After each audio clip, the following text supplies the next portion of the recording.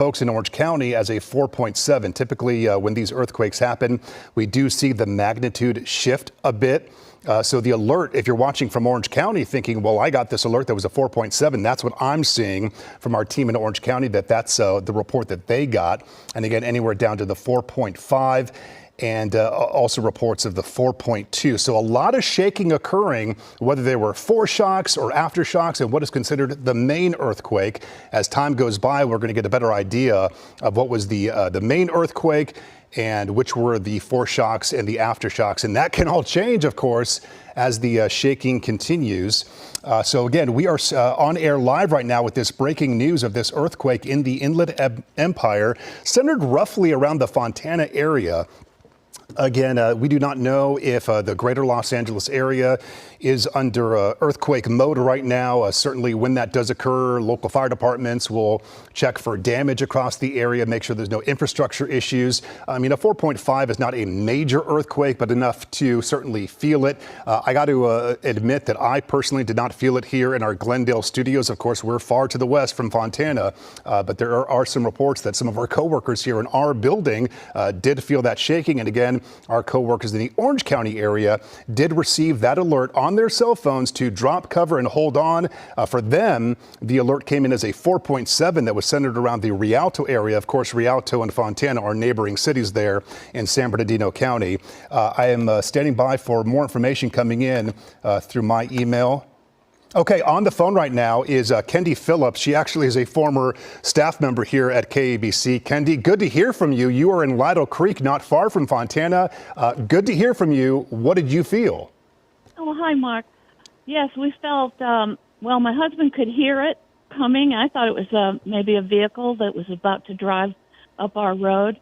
But then it was like a rolling motion, lasted a few seconds. In Lytle Creek, we are north of Fontana and Rialto. So it was enough to get our attention, that's for sure. But I don't think anything was broken. I did try to call, make a phone call soon after it, and the phones were not working, but of course they are now. Very interesting. I know so many people who feel these earthquakes here in Southern California, right? We need to be prepared for it. And so many times, Kendi, we hear it coming. I remember, recently within the past year or so, there was an earthquake that I felt in the San Gabriel Valley. And I initially thought, is there a big box truck coming down the street? It sounded like a train or a truck was moving forward. And then came the shaking. I thought, okay, that's an earthquake. So for you, it was that similar feeling where you heard something first? Yes. And I get alerts on my phone, when there's an earthquake. And I noticed that there had been some in Rialto about 45 minutes before our quake happened. Isn't that correct? Interesting. We're sorting out all of the time. I know that our team down in Orange County, they got an alert at 9:32. So that was just 10 minutes ago, not 45 minutes. So certainly we're going to sort out all of the timing with all of this. But we do know the team down in Orange County in the Bureau, they got that alert to their cell phones around 9:32. And Kendi, to confirm, did you receive an alert to your phone?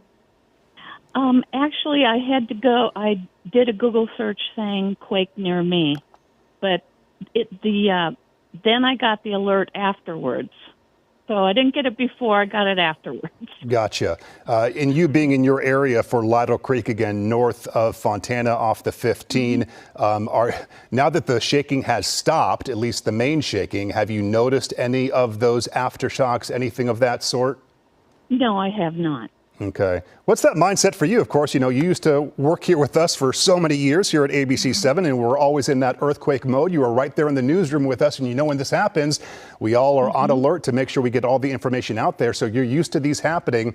Let me take me back to that moment, 10 minutes ago when this happened, the clarity for you when you thought, okay, yes, this is an earthquake. Yes. Yeah, we were watching TV, my husband and I, and all of us, and my husband said, "Oh, that's an earthquake." As I said, he heard it before I did, and of course, I'm a little more hard of hearing. Yeah. And then we felt that rolling motion. It felt strong too. What was the duration? Was this something that lasted just a few seconds? Was it upwards of 10 seconds? How long did it last for you? I would say less than 10 seconds. Okay. Enough for you to Yeah. think. When that happens, though, and when we have all felt those smaller earthquakes, you wonder, okay, is this just the beginning, or is it going to get worse? And you wonder, okay, it stopped, and so there has to be that relief in that moment. Right. Yeah, that's it. And you mentioned And earlier, as our folks are watching right now, the expectation that we're not expecting any damage from this. From your take, from your experience, what you felt, yes, this got our attention, but this was not strong enough, at least in your opinion, to experience any kind of damage. I don't think so. I don't know if people closer to the epicenter would have, had damage or something. But no, I don't notice anything here. Okay. Kendi Phillips on the phone with us, a former staff member here at ABC7. We appreciate you calling in here from Lytle Creek and giving us your take on it. Thank you so much. Best to you and your husband, and hopefully a calm rest of the day for you. Great. Thank you, Mark. Okay, thank you, Kendi. We can tell you this has now been revised down to a 4.4. That is the latest information we are now getting. And again, that is typical. Initially, a magnitude will be released, and then they kind of fine-tune what the size was. So at 4.4. Joining us on the phone right now is Kyle Davis. He is a photographer with us at ABC7. He is working in the Inland Empire. You're on the phone with us. Tell us, what do you feel? Hi, Mark. Yeah, I was just sitting at my desk at the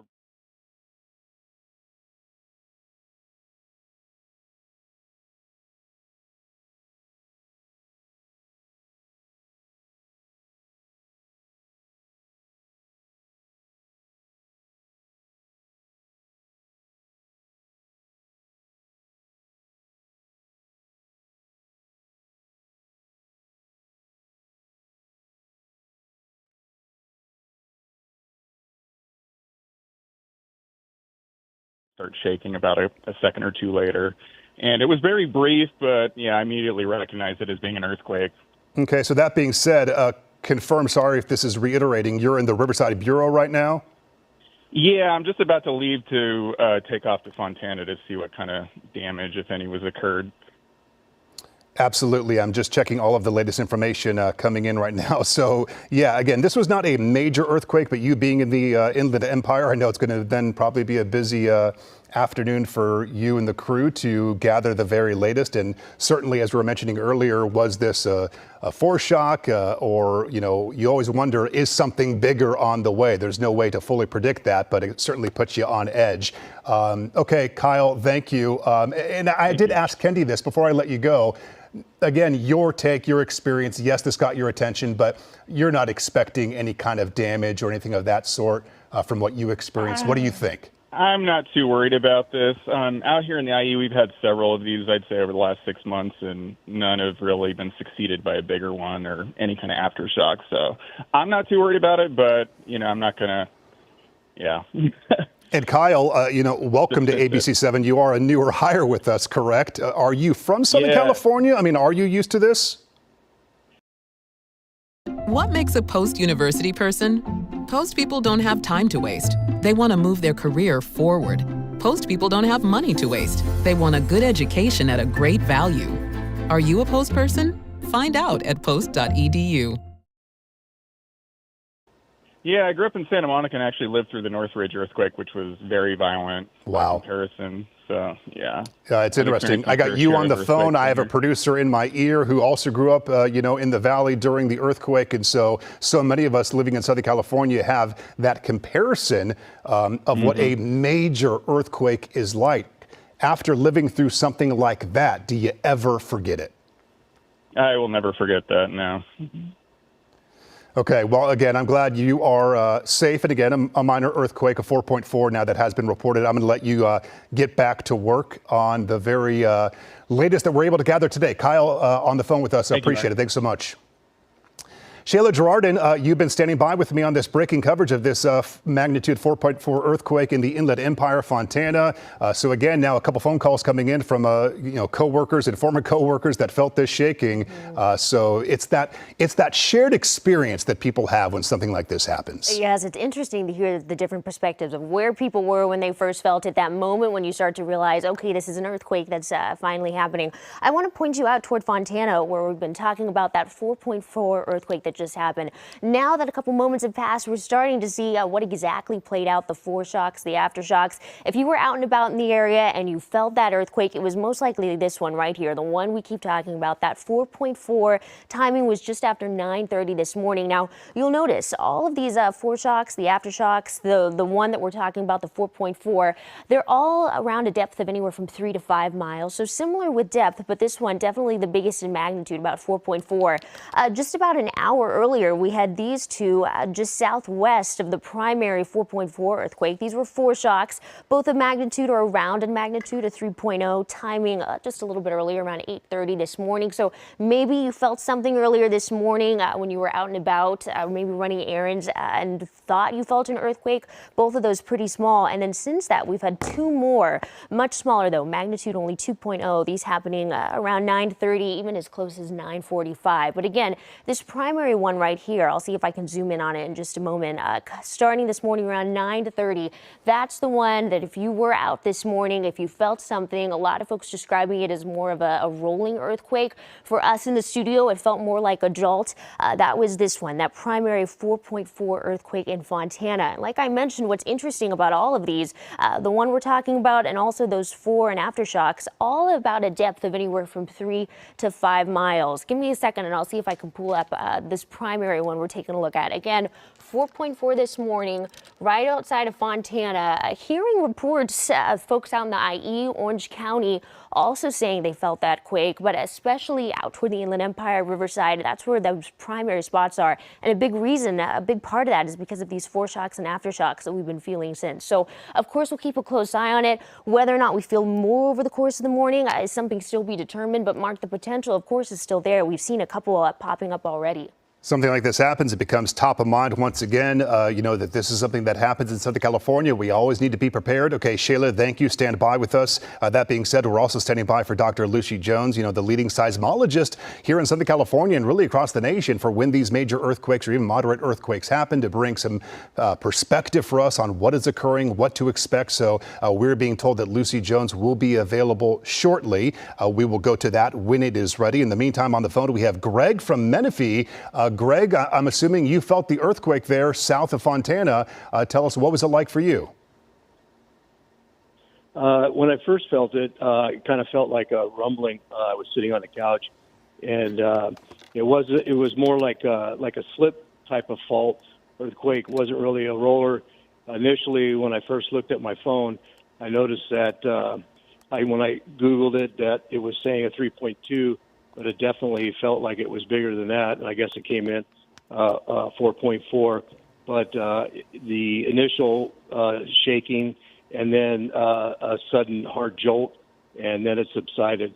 But it definitely felt like more like a slip fault type of earthquake rather than a roller. Very interesting. And I know that, you know, the basic insight that, you know, magnitude is one thing, is an indicator of the size of an earthquake, but it can always feel a lot different depending, you know, how deep it was, how far you are from the epicenter. If you're right on top of a 4.4 or even smaller, if you're right near the epicenter, it can feel like a major earthquake. You move further away and it certainly changes. And there's so many factors that go into that. That being said, to clarify some of what we've heard, did you hear something prior, before the moving? Yeah, you could hear the house rattling a little bit, and then heard a couple dogs barking. But other than that, that was about it. Nothing really swayed in the house. No damage or anything to that effect. And we're always talking. I do remember the Northridge. Sure, go ahead. Oh, go ahead. You were mentioning the Northridge earthquake. The Northridge. Yeah, I do remember that very vivid because at that time I worked for the LA Times newspaper and had to go out on an assignment to go out to the Northridge plant. And I can remember all the aftershocks, and that was pretty extreme for aftershocks, you know, hitting up towards the 5 and being right where the epicenter was. So it's pretty interesting. I've been in California all my life and been through the Sylmar, Northridge, so not kind of experienced as far as earthquakes in California. Yeah, that being said, experiencing what you have experienced along with so many millions of others here in Southern California who they were around during the Northridge earthquake. Do you ever get used to it? And does it put you on edge when you start hearing that shaking and then the movement? Are you used to it, or do you wonder, okay, is this another big one that's about to intensify?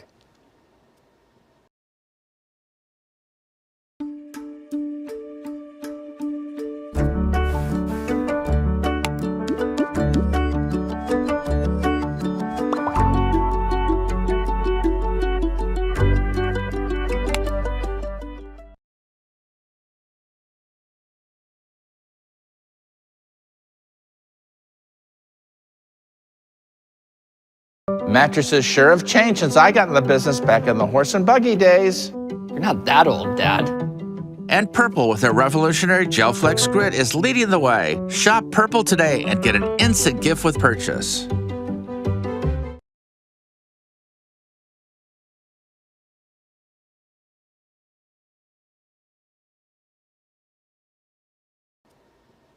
Yeah, it's always in the back of my mind. We're told to be prepared. We try to be prepared as much as possible. You just kind of hope for the best. Don't know when that big one might come, but with the earthquakes that I have seen and experienced and seen the damage firsthand, it is always in the back of your mind to be prepared. It's not really nerve-wracking. It's just more knowing how to deal with it and being ready for anything that might come up. Absolutely. You got to be prepared. We always tell our viewers about that, yes, we have these smaller earthquakes, but it's always a good reminder just to be ready, be prepared, have that water, have that go kit, because you never know when these things can happen. Greg, you provided a great insight. We appreciate it. Thank you for joining us on the phone. Glad you're safe, and let's hope that the major shaking at least is done for now. Thank you. Okay, thanks again, Greg. Shayla Gerardin, again, we've pulled up this map and I'm looking at the very latest that we're getting as well, the shaking activity. And this wasn't just one earthquake. There have been, again, the foreshocks, aftershocks, whatever you want to call it. We're going to get that clarification from Dr. Lucy Jones, I know, momentarily. But there has been a lot of movement here in that area. Yeah, especially just over the past couple hours, we've seen, you can see just on this map, we've seen 5. So whether or not they're technically going to be termed, like you mentioned, the foreshocks, the aftershocks, we'll know here over the following hour or so. But a lot of movement out toward the IE. So maybe you were out and about earlier this morning. You thought you felt that jolt. You thought you felt some rumbling. You most likely did, because now we've seen 5 here over just the past couple hours. Of course, the primary one, this is the one that most of us felt this morning. I know here in the newsroom, it was a sudden jolt. Some folks have been saying it felt a little bit more just like a sudden movement. Magnitude 4.4. This happening just after 9:30 this morning. But folks, especially out toward the IE, even as far as Orange County, saying they felt some kind of movement over the past hour or so. We also have these two right here, the yellow dots. Those happened earlier this morning. Now, all of these here on my map were about a depth anywhere of 3 to 5 miles. But these two right here came in around a magnitude 3.0, so a little bit less. This was much earlier, though, both around the time range about 8:30 this morning, so an hour earlier. And then since then, we've seen a couple more just popping up on our map in the past 20 minutes or so, just around 9:40. So to talk about just 5 to 10 minutes after both of these, again, all in that magnitude range, less. These were 2.0, but depth anywhere from 3 to 5 miles per hour. So if you were out and about early this morning, you probably felt one of these, especially out toward the IE. But the primary one, I'll see if I can get a closer shot for you in just a second. The primary one, 4.4, that was out of Fontana, and that's the one you most likely felt when you were out running your errands or even home. What most of the viewers are describing, that jolt, that sudden movement, that was this one, 4.4 magnitude earthquake out of Fontana. Like Mark, like we've been saying, whether or not these are all going to be determined as foreshocks, aftershocks, we'll have to wait and see how the rest of the day plays out. If we see any more of these in the hours to come, the potential is definitely still there, especially after just seeing these two pop up in the past 15 minutes or so. But we'll have to talk to Dr. Lucy Jones, see exactly what she says, but it'll be interesting to see how this all unfolds. Absolutely. As the day goes on, we get clarification on all of that stuff, the epicenter, the magnitude, and, what caused the shaking, the swaying, the sudden jolt, everything that's at play when these earthquakes happen. Shayla, thank you. You were mentioning all of the folks who felt this earthquake and the reports coming in. Not surprising, in that immediate area, Harupa Valley, Eastvale, Ontario, Riverside, Corona, Rancho Cucamonga, and Highland. Those are areas where we have received phone calls. Here's a surprise. Redondo Beach. We actually got a call from Redondo Beach where they did feel swaying, no jolts, but swaying. I mean, that's all the way at the coast, of course. So certainly a lot of you have felt this. You are not alone. This earthquake of 4.4 here in Southern California, centered around the Fontana area. We pulled up some information there just a moment ago. This is always a great reminder of what to do when an earthquake happens. And all of it comes down to simply being prepared. You want to check yourself for injuries. This is not a magnitude earthquake that would cause something like that unless you trip or fall. Look for and extinguish any small fires if this is a major fire.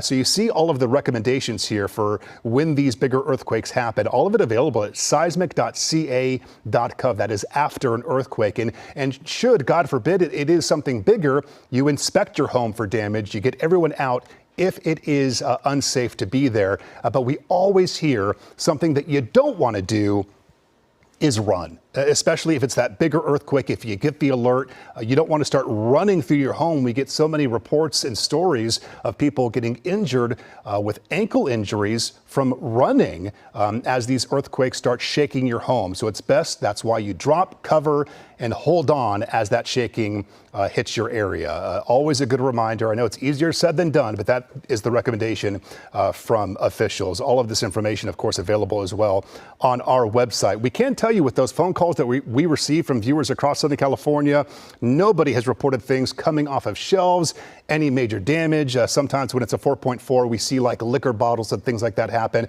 We will keep you posted here throughout the day on ABC 7 through the afternoon for the latest on this 4.4 earthquake. Also online, abc7.com. Thanks for joining us.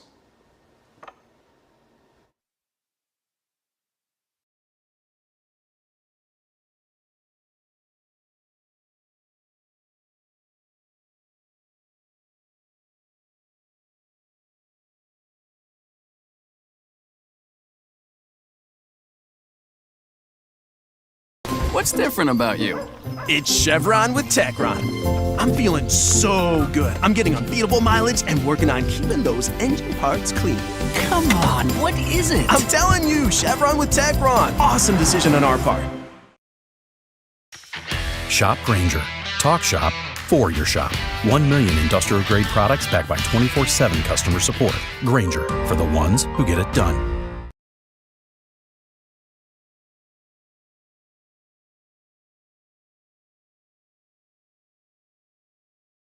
The birthday book is coming out, 1 page at a time.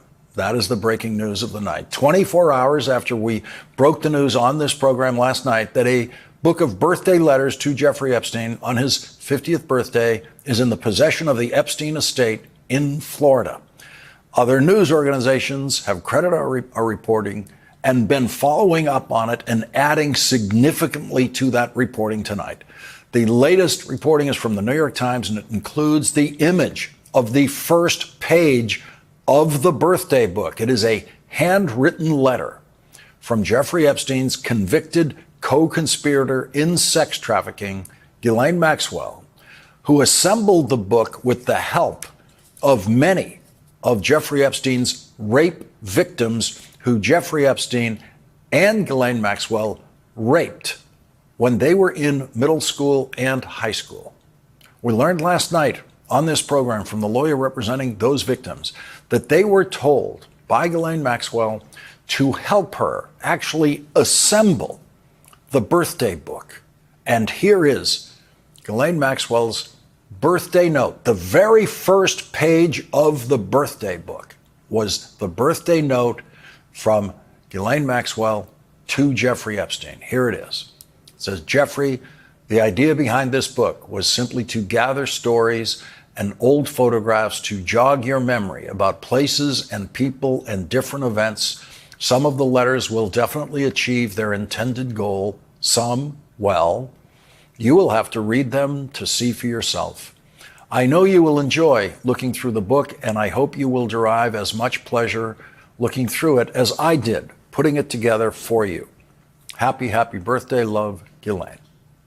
Both the New York Times and the Wall Street Journal are reporting tonight that Donald Trump's name appears on the list of contributors to the birthday book. The Journal reports that contributors to the birthday book, quote, were grouped under categories such as science, Brooklyn, and family. The Journal says that Donald Trump and Bill Clinton were listed on the Friends group, which also included Jeffrey Epstein's criminal defense lawyer, Alan Dershowitz. The New York Times is also reporting tonight on another handwritten note to Jeffrey Epstein by Donald Trump. It says, "To Jeff, you are the greatest," reads an inscription in a copy of Mr. Trump's book, Trump, The Art of the Comeback, that belonged to Mr. Epstein. And there it is. You see it signed Donald. It's dated October 1997, the month the book came out. That signature that you just saw will no doubt be compared by handwriting experts to the Donald signature, that one-word signature that reportedly appears in the description of the letter bearing Donald Trump's name in the Epstein birthday book, as was first reported by the Wall Street Journal. Unlike the Wall Street Journal's report on the Trump letter, the Bill Clinton letter contains no sexual innuendo. The Journal describes the Clinton page this way: a single paragraph in Clinton's distinctive scrawl saying, "It's reassuring, isn't it, to have lasted as long across all the years of learning and knowing, adventures and," illegible word, "and also to have your childlike curiosity, the drive to make a difference, and the solace of friends."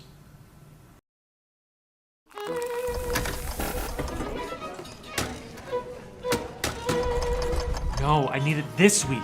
This week. From cups to espresso machines, get everything you need without the stress. That's the Webstaurant way.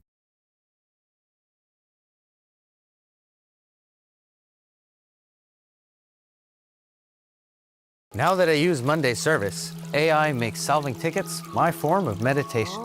Monday Service is a ticketing platform that helps us manage and automate our entire service operations with efficiency and with no code needed. IT, HR, ops, or any other department, everyone can manage ticketing their way and stay on the same platform, so we can create a unified experience for our customers. Every incoming ticket is automatically categorized, and the repetitive issues get resolved. Whatever tickets are left get routed to the right available rep with recommended resolutions and next steps. And you can see it all here on our dashboards. We customize them to focus on the strategic stuff, identifying company needs and opportunities so we can finally be proactive and also showcase our business impact. Turns out my job doesn't have to be that chaotic. Right, Taylor?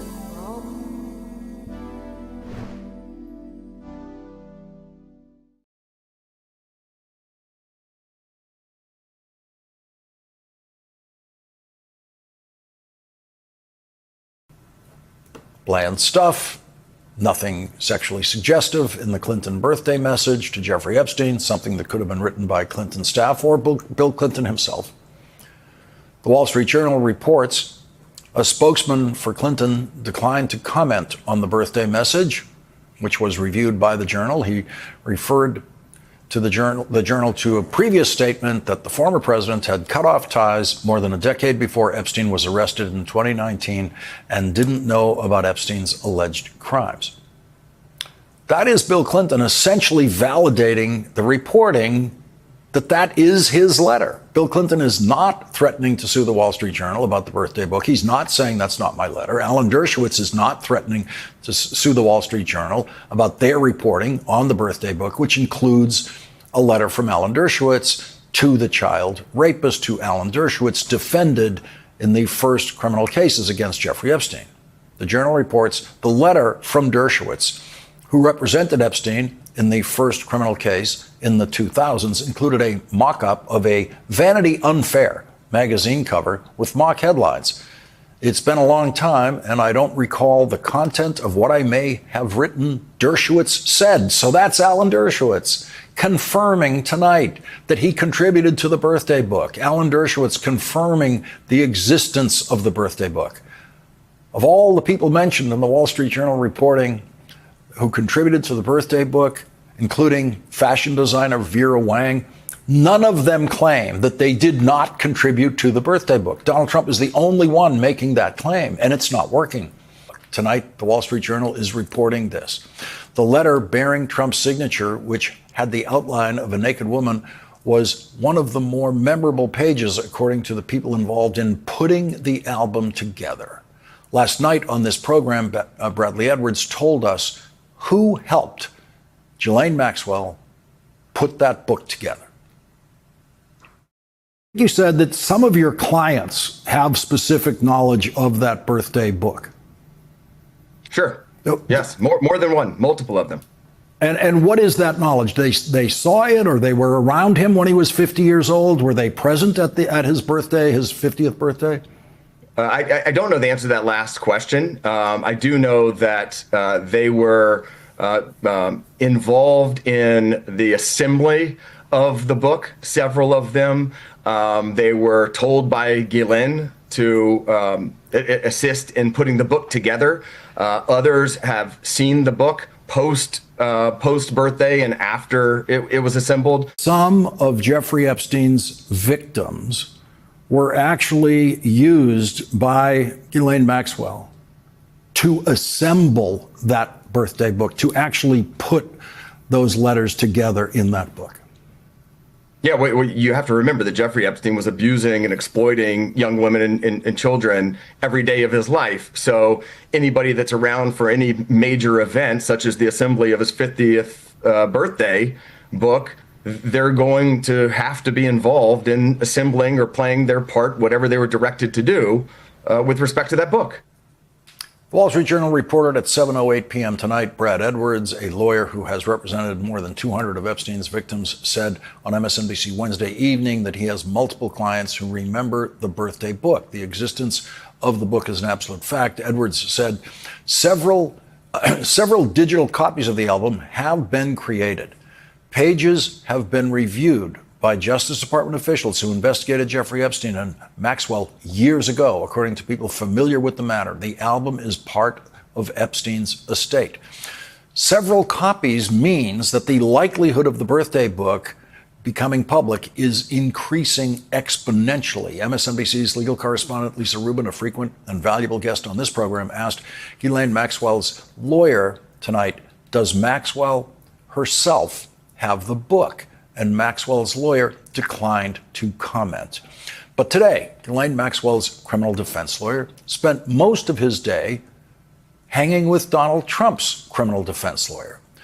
Todd Blanche's last job before becoming the number 2 at the Justice Department as the Deputy Attorney General was serving as Donald Trump's criminal defense lawyer in his the criminal cases that Donald Trump was facing last year. Todd Blanche lost the one case that went to trial, and he still delighted in his failing final argument to the jury, in which he called the prosecution witness, Michael Cohen, Donald Trump's former lawyer, the greatest liar of all time. Here is criminal defense lawyer Todd Blanche, after losing that trial last year, talking about that trial with Ghislaine Maxwell's criminal defense lawyer, who Todd Blanche spent the day with today.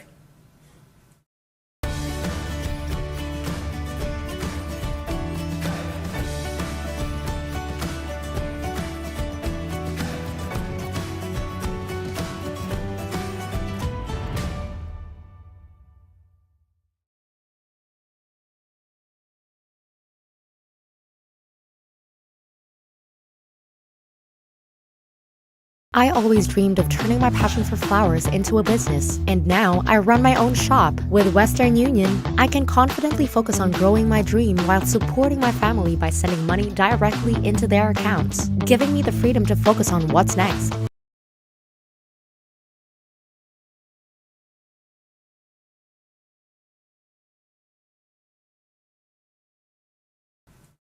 Last thing about the closing. So you called him the MVP of liars. I love the gloat line, of course. You loved it because you gave it to me, David. Say it to the world. It was genius. It was genius, David. And I mean, in all seriousness, to you, I know a lot of people that have worked with you. I know a lot of people who know you very well. I now consider you a friend and someone who I know pretty well. You are by far the best out there, and I'll always say yes to this podcast. Those two friends met today in what is the first time in Justice Department history that a deputy attorney general seized a case away from the prosecutor handling the case after firing that prosecutor last week, Maureen Comey, and then taking it upon himself to go have a meeting with a convicted sex trafficker